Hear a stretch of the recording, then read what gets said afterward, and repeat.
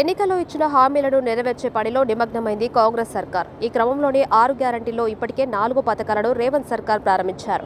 ప్రభుత్వం ఏర్పడిన 2 రోజుల్లోనే మహిళలకు ఉచిత బస్సు ప్రయాణం పథకాన్ని, రాజీవ్ ఆరోగ్యశ్రీ పథకం పరిధి 10 లక్షలకు పెంపు హామీలను అమల్లోకి తీసుకొచ్చిన రేవంత్ సర్కార్ తాజాగా ఫిబ్రవరి 27న 500 రూపాయలకే గ్యాస్ సిలిండర్, 200 యూనిట్ల మేర ఉచిత కరెంటు పథకాలను ప్రారంభించారు. త్వరలోనే మహిళలకు నెలకు 2500 రూపాయలు చెల్లించే పథకాన్ని కూడా ప్రవేశపెట్టనున్నారు. అయితే ఈ ప్రభుత్వ పథకాలకు రేషన్ కార్డు తప్పనిసరి చేశారు.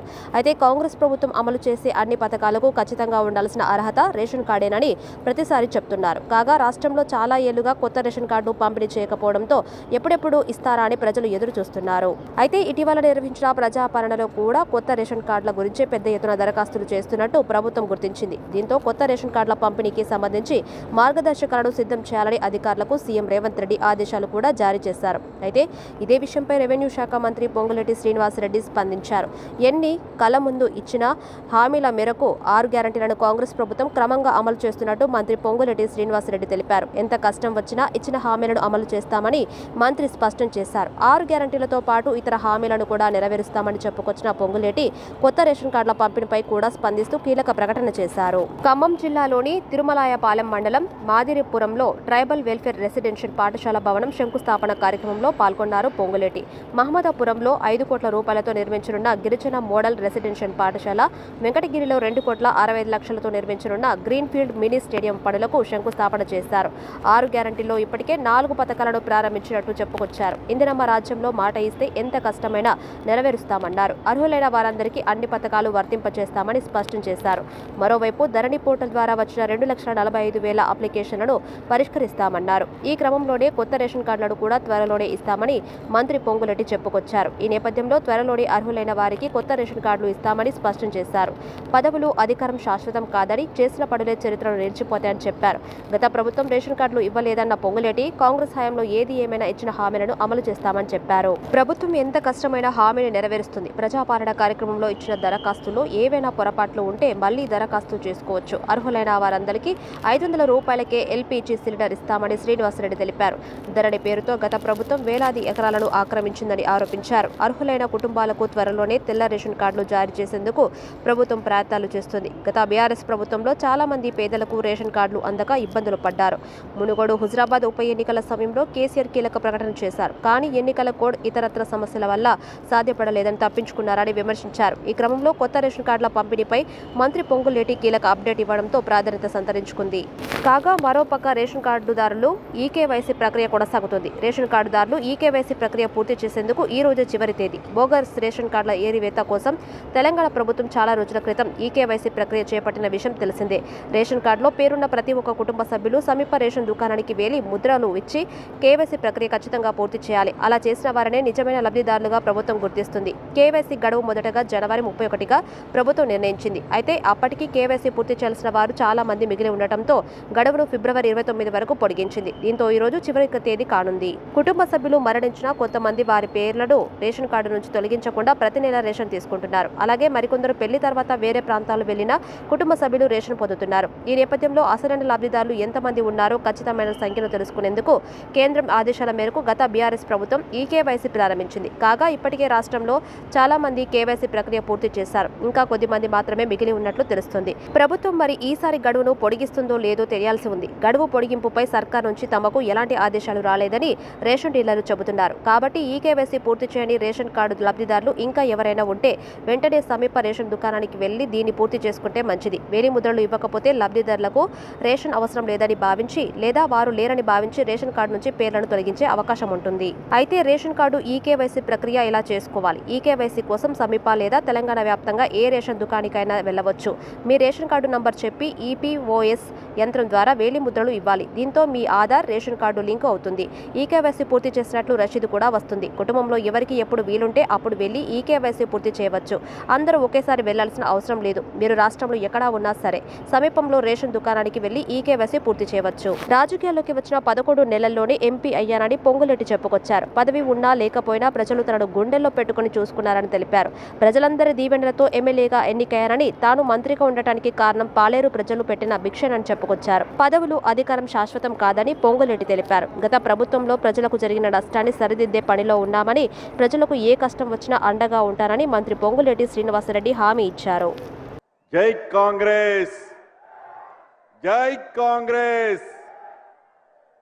వేదిక మీద ఉన్న పెద్దలు, మన అందరి అభిమాన నాయకులు, రాష్ట్ర ముఖ్యమంత్రి వర్యులు రేవంత్ రెడ్డి గారికి, నా సహచార మంత్రివర్యులు అందరికీ, ఎమ్మెల్యేలు, ఎమ్మెల్సీలు, జిల్లా పరిషత్ చైర్మన్లు, ఇంకా స్థానిక సంస్థ ప్రజాప్రతినిధులు, కాంగ్రెస్ పార్టీ ముఖ్య నాయకులు, వివిధ హోదాల్లో ఉన్న కాంగ్రెస్ పార్టీ నాయకులు, ముఖ్యంగా నా ఆడబిడ్డలు, ప్రింట్ అండ్ ఎలక్ట్రానిక్ మీడియా మిత్రులు అందరికీ మనస్ఫూర్తిగా హృదయపూర్వక నమస్కారం. ఈరోజు ఈ కార్యక్రమాన్ని మనం అఫీషియల్గా చేసుకోవాల్సిన అవసరం ఉంది. అయితే స్థానిక సంస్థల ఎమ్మెల్సీ ఎన్నికల కోడ్ రావటం వలన దీన్ని మన పార్టీ కార్యక్రమంగా ఈరోజు పెద్ద ఎత్తున మనం నిర్వహించుకుంటున్నాం. ప్రధానంగా మార్పు కావాలి అని, ప్రజల పాలన కావాలి అని మీరందరూ కష్ట ఫలితంగా తెలంగాణ రాష్ట్రంలో ఇందిరమ్మ రాజ్యాన్ని తెచ్చుకున్నాం.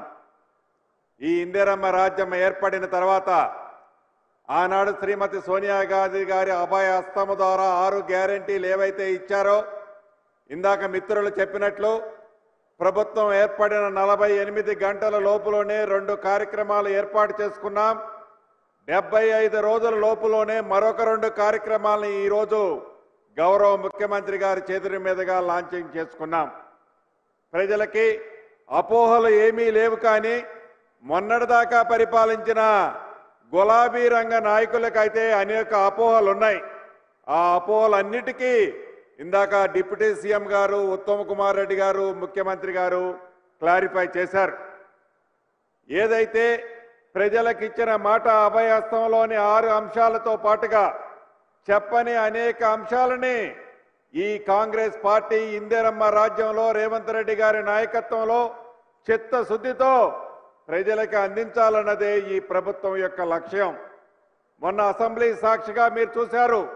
మొట్టమొదటగా 9వ తారీఖు నాడు అసెంబ్లీ ఏర్పాటు చేసిన నాడే, జనవరి 9వ తారీఖు, డిసెంబర్ 9వ తారీఖు నాడు, ఆ రోజే అప్పుడే వాళ్ళు మనం ఏదో చేయలేకపోయామని ఆ రోజు లగాయత్తు మొదలెట్టి మొన్న అసెంబ్లీలో ఏ రకంగా ప్రధాన ప్రతిపక్షంలో ఉన్న నాయకులు రంకెలేశారో చూశారు. ఆర్థిక పరమైన అంశాల మీద, ఇరిగేషన్ శాఖ పరమైన అంశాల మీద అదే రకంగా శ్వేతపత్రాన్ని మనం విడుదల చేసుకున్న సంగతి కూడా మీకు తెలియంది కాదు. విద్యుత్ శాఖ మీద, ఈ మూడింటి మీద గత ప్రభుత్వంలో ఏవైతే అంశాలని దోచుకున్నారో వాటన్నిటినీ మీ కళ్ళకి కట్టొచ్చినట్టు కనిపించే విధంగా ఈ రాష్ట్ర ప్రభుత్వ పక్షాన మనం ప్రజలకి 4 కోట్ల జనానికి మనం చూపించిన సంగతి కూడా మీకు తెలుసు. ఈనాడు అన్ని రాజకీయ పార్టీలలో నుంచి కాంగ్రెస్ పార్టీలోకి జాయిన్ అవుతున్నారు పెద్ద ఎత్తున. అంటే దానికి కారణం ఒక్కటే, ఇందిరమ్మ రాజ్యంలో ప్రతి పేదవాడికి న్యాయం జరుగుద్దని ముఖ్యమంత్రి రేవంత్ రెడ్డి గారి నాయకత్వంలో ఇచ్చిన ప్రతి కార్యక్రమాన్ని శ్రీమతి సోనియా గాంధీ గారు, రాహుల్ గాంధీ గారు, ఖర్గే గారు, ప్రియాంక గాంధీ గారు ఇచ్చిన ప్రతి మాటని తెలంగాణ బిడ్డలకు అందించే దాంట్లో భాగంగా మీ ప్రభుత్వం, అంటే మన ప్రభుత్వం, ప్రజలకి ఇచ్చిన ప్రతి మాటని మీకు చిత్తశుద్ధితో ఈనాడు అందిస్తున్నారు.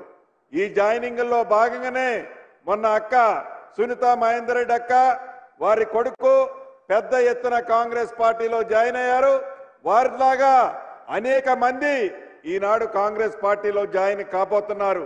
వీరందరూ కాంగ్రెస్ పార్టీలో మరింత బలోపేతం చేసి రాబోయే పార్లమెంటు ఎన్నికల్లో 17 సీట్లకి 17 సీట్లు కాంగ్రెస్ పార్టీని అభ్యర్థుల్ని గెలిపించే దాంట్లో మీరందరూ కూడా కష్టపడి పనిచేసి కాంగ్రెస్ పార్టీ అభ్యర్థులు ఎంపీలు నిలబడ్డ ప్రతి వ్యక్తిని మంచి మెజార్టీతో గెలిపించి ఇందిరమ్మ రాజ్యాన్ని ఈ దేశంలో తీసుకొచ్చి రాహుల్ గాంధీ గారిని ప్రధానమంత్రి చేసే దాంట్లో తెలంగాణ రాష్ట్రం ప్రధానమైన పాత్ర పోషించే దాంట్లో మీరందరూ భాగస్వాములు కావాలని తెలుపుకుంటూ జై కాంగ్రెస్.